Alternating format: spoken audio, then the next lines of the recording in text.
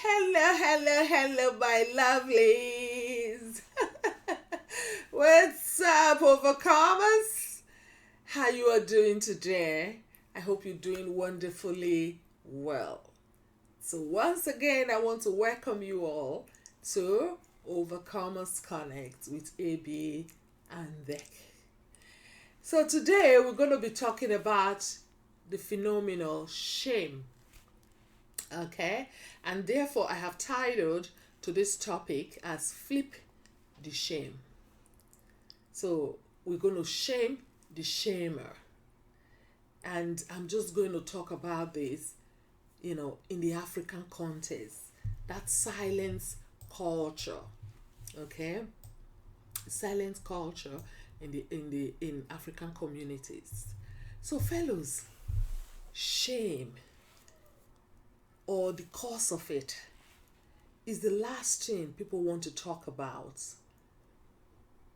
especially in my community, where the cultural and traditional norms are huge constraints to self expression and freedom. So people are now forced to bottle up and internalize their shame due to societal repercussions. Okay? And judgment. Another constraint is the family honor and reputation. They all play pivotal role to how people handle incidents of shame in African communities. Okay? In African communities. So fellows, shame is one of the most complex and destructive emotions one can feel because it outlines pain, trauma, betrayal, regrets, mistakes of one's life. And shame may even lead to anxiety or depression. Shame can affect all aspects of a person's life and may lead to feelings of unworthiness, low self-esteem, and the lack of confidence. Shame can cause alienation and ostracization from certain groups or people from your community. Nevertheless, we get to sometimes remind ourselves that we are humans. We just got to sometimes remind ourselves that we are humans. And as human beings, we can be vulnerable and can make mistakes we regret later on in life. It could be in our present life, it could be the future. Okay? Nobody is above shame. Because at one point in time or the other, everybody will experience shame. Because shame, it does not discriminate. Unfortunately, shame does not discriminate. It reaches across race, religious, faiths, status, regardless of who you are or what you ate for breakfast or dinner. Shame is shame. And it is a human phenomenon that can happen to anybody. It is an experience everybody will feel in one point in time in our life, okay? So Africans, we must talk about shame. Oh yes. We must talk about shame because shame can come in different ways. Shame can either be caused by your actions or it can be perpetuated by others towards you. Or you can even feel distance, okay, or transferred shame from close relative, from family members. And in such cases, it can either be a parental kind of transferred shame, you know, for example, like things your parents did, you know, wrongdoings or whatever, you know, shortcomings your parents had that is now bleeding into your own present life, which you have no control over. And then you feel shame just for being associated to them, just for being a part of that family, a part of that, you know, culture or that person's life. You begin to feel shame for occurrences that you were not even there when it happened. Just because you're associated to that person, it tends to bleed into your own life. Unfortunately, African communities are kind of close knitted, okay, where oral history is a substantial method of passing information from one generation to another, okay, and this can be of an advantage and it can be of a disadvantage. So it has its advantageous side and the disadvantageous side, okay? Because people tend to describe or accept you with occurrences and things they know about you or your family, okay? And that tradition trickles down to the last child of that family. So shame can manifest during any social gathering, for example. It can manifest during festivals, during marriage ceremony and dowry, you know, process. For example, in Nigeria, where I come from, and I know it's kind of peculiar with most African countries too, when a child is getting married, so one family is going to the other family to seek the daughter hand in marriage and all that, and they have to go through the dowry, the marriage process and all that. There's a lot of questions asked. And how do they tend to the elders present? How do they ask? How do they, you know, get to know where you're coming from? They ask you where you live, who is your father, and all that. Okay? So they tend to describe you from what's happened, from where you are coming from, who you are associated with. So if you say, okay, my name is, for example, you say my name is Mary, you know, I say, oh, Mary, what's your father's name? And you say, oh, my father's name is Adams or Johnson, for example. And then they'll say, oh, Johnson, which Johnson? I used to know one Mr. Johnson back in the day. And then they start asking you questions. Okay, is it the Mr. Johnson that is the son of Mr. Smith? And then they say, yes. Oh, that was a friend to my grandfather. So are you telling me Mr. Johnson is your father? And you say, yes. Oh, Mr. Johnson was a headmaster. Is that the one? You see? So they start asking. And then if it's your mom, oh, your mom is this. Okay, is your mom that woman that sells oranges? Oh, she's a nice woman. She used to give oranges to school children when they are coming back from school and all that, okay?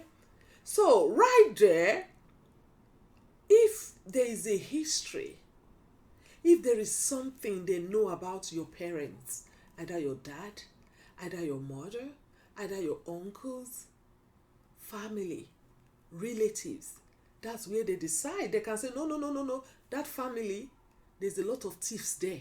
There was a time they caught somebody who went for armed robbery. That family, oh, somebody has confessed as a witch. You see? So, that history can bleed into new generation, which may lead to generational shame. Right there.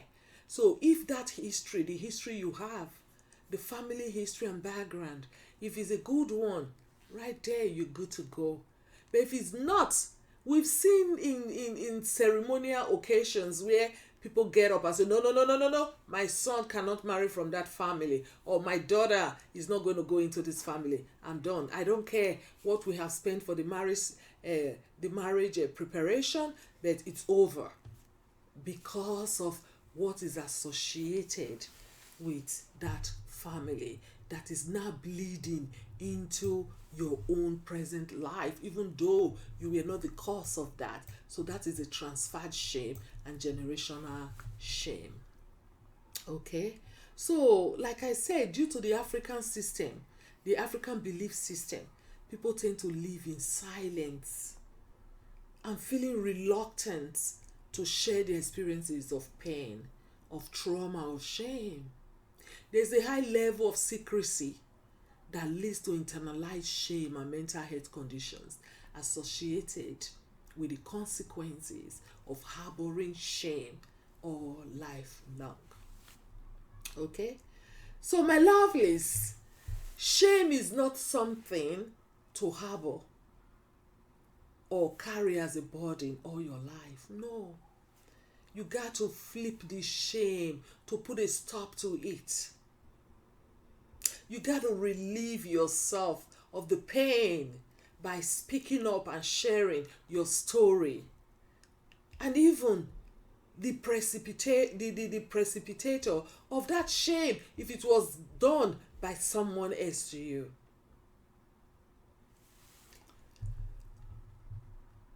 Remember what you already talked about to yourself openly, and everybody already knows about it.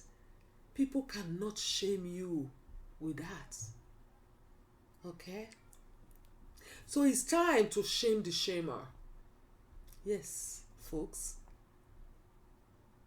So I've come to tell you, is there something that you did or that happened to you and you have bottled it up for a long time, and it's that feelings and emotion is causing you shame? It's causing you low self-esteem and unworthiness. My dear, it is time to let go. Oh yes, it is time for you to let go of those experiences that is causing you shame. Oh yes. I know it is not easy, don't get me wrong. It is not easy because having a good name and honor are the bedrock of an African society and culture. Okay? And that's why a child can literally be raped by a brother, a cousin, an uncle, an auntie, a mother. Whether you want to believe it or not, male children too can be raped. And even a father who is committing incest with his own daughter or son. And then even a neighbor could be the perpetrator of the said rape. And no one, absolutely no one, wants to speak out about it. Okay? People prefer to sweep such incidents under the rug. Okay? Because they don't want anybody to hear about it.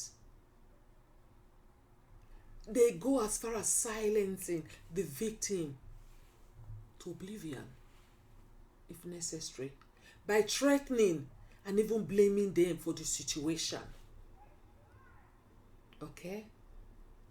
So now, if such situation occur, if such things happen, what do you think is the situation is going to look like when nobody's talking and the person has been raped? It means they are giving power to the abuser. They are giving power to the rapist in question.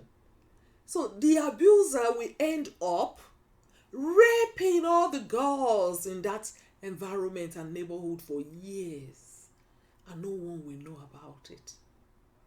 The abuser will even get away with it till old age and pass on without no one knowing or talking about it. Okay? That's the silence culture.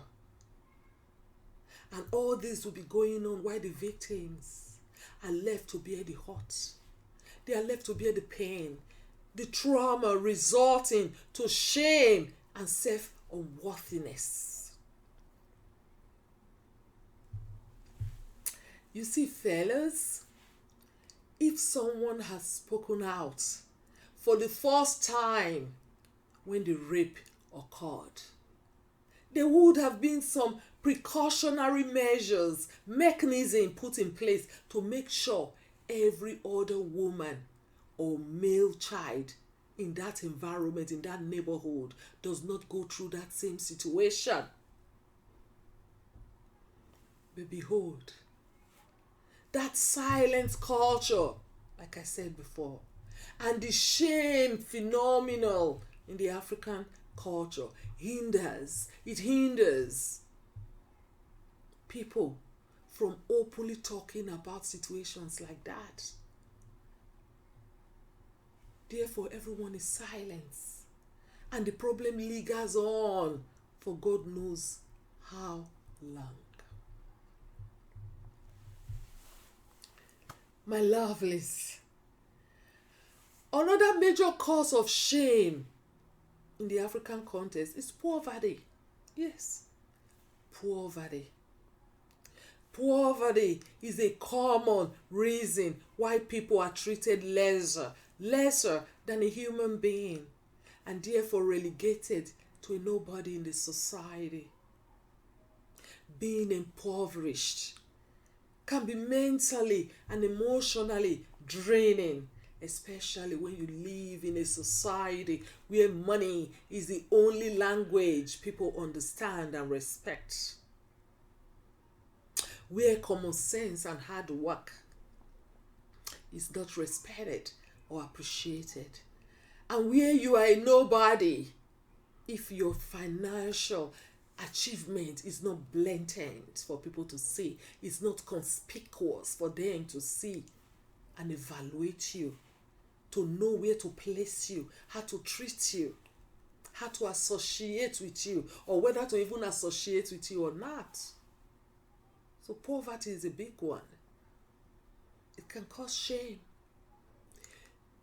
It's people who are going through poverty, they become anxious. They feel pressured as they tend to be alienated, ostracized from groups. Okay? Nobody wants to associate with them. And then condescendingly, they are being maltreated and abused to nothing, which can be a cause of unworthiness and shame. To put this more into context, I have seen and I've heard too of folks denying or even denying their parents because they are poor. They feel ashamed to tell their friends where they live. They hide where they live. They hide their parents because they don't want people to know that person is their mother, or that person is their father, or that house that has no zinc, that has no ceiling, that mud house is their house. If they manage to go to school and they now have friends whose parents are doing well, they feel ashamed to let their parents come to school. They can even see their parents in the street and denying them out of shame.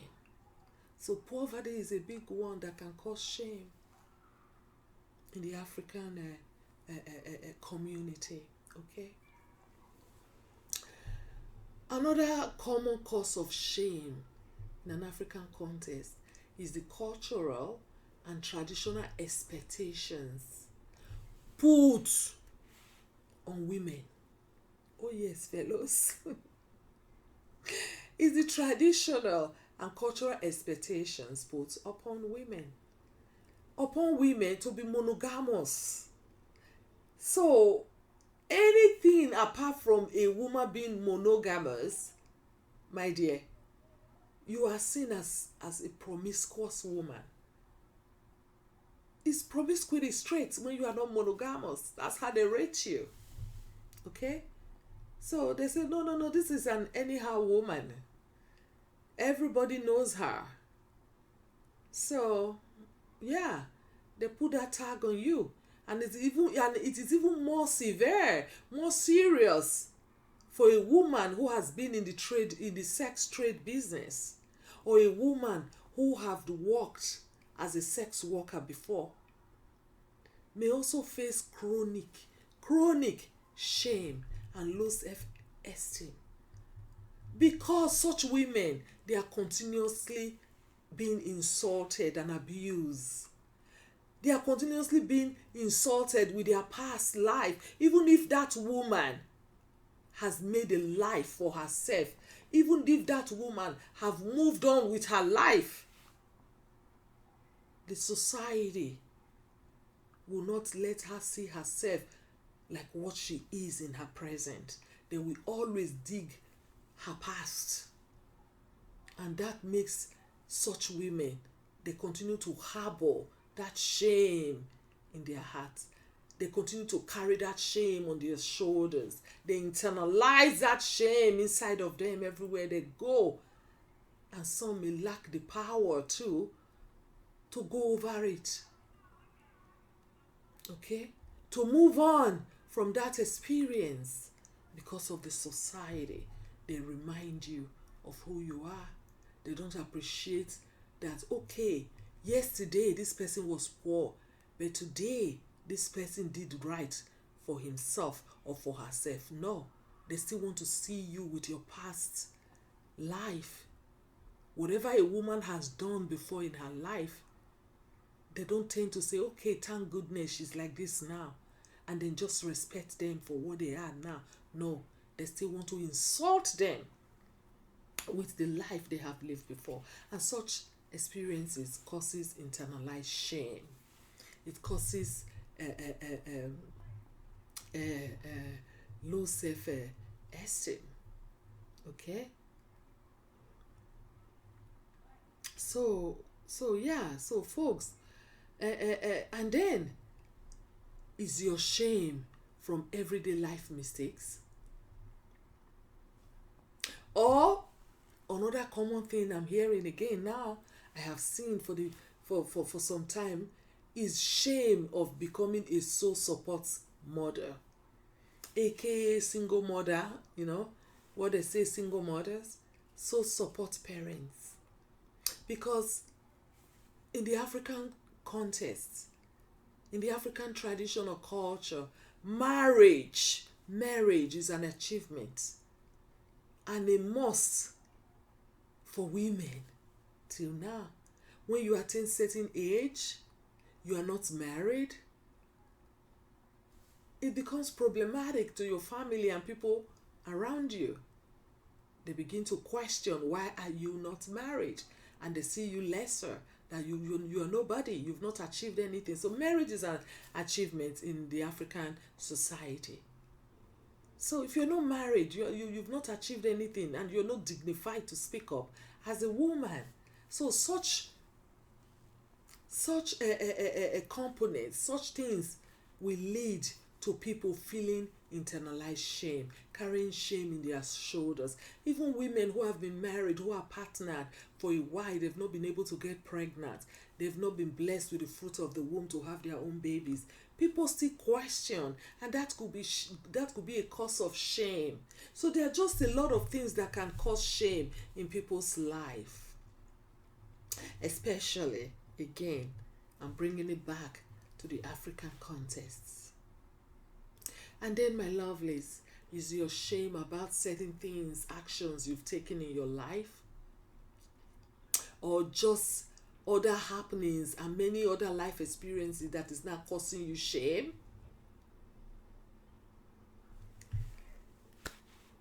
My people, I want you to know that regardless of what caused your shame, regardless of how you feel concerning that occurrence, concerning that challenge, concerning that situation, please take a breather. Okay? Take a breather and recapacitate for that pain of shame is not beneficial to your health or general well-being or wellness. Oh yes, my lovelies. It is time for us to flip that shame and take back our self-power. It is time to shame the shamer. Okay? So whatever thing you are taking or you are saying as a big deal in your life that is causing you shame, folks, it is not nascent. No. It is not a new phenomenon. Anything you think is happening to you, it has happened to someone else before. It has happened somewhere around the world. It's just that you were not there to see it or you've not heard about it, but it has happened. So do not kill yourself, flog yourself, regret your life over a mistake you made or a life you lived in the past or something you did or something someone else did that is not bleeding onto you because yes, you are associated with that person or you are a family member to that person. No. Do not feel shame over things that you cannot control, that is beyond your control. Remember, people, you did not start it and you won't be the last either. So it's time for you to forgive yourself and acknowledge that shame, that thing that is causing you shame. It's time to forgive yourself and acknowledge it, and then move through that shame with your authenticity, okay? And not fake life or lies. Yes, it has happened. Oh yes, oh, this person used to steal chicken. Yes, that was in the past. Maybe he was poor. Maybe a lot of things were going on, but now he can afford to buy a cow. He can afford to buy even an elephant if he damn fit. If he then, see it fit or he wished to. Okay? So let's flip it. Forgive yourself and acknowledge that shame and move through that shame with your authenticity. Like I said before, and not fake life or lies. Remember, people, shame cannot survive being spoken about. No, it cannot. So when you are keeping it as a secret, that thing that is causing you shame, that people are laughing you with, if you continue to keep it as a secret in your life, in your mind, you embody it, you embottled it and internalize it, it will only intensify the shame. And it will cause you mental health related challenges, okay? So being silent about it, it fuels judgment. Fellas, free yourself, for you are human. And speak out that shame. Yes, try to reach out to someone you trust if necessary. Try to speak to a counselor. Try to speak to a therapist about it. And then release it from your body. Release it from your shoulders, that burden. Okay? Free your heart. For you are a human being. And human beings can be vulnerable. And human beings make mistakes.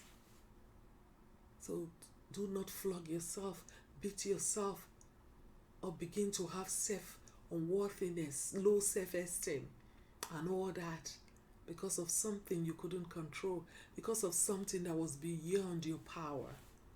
So please, shame the shamer. Flip the shame to live your best life, to live free of that burden. Okay?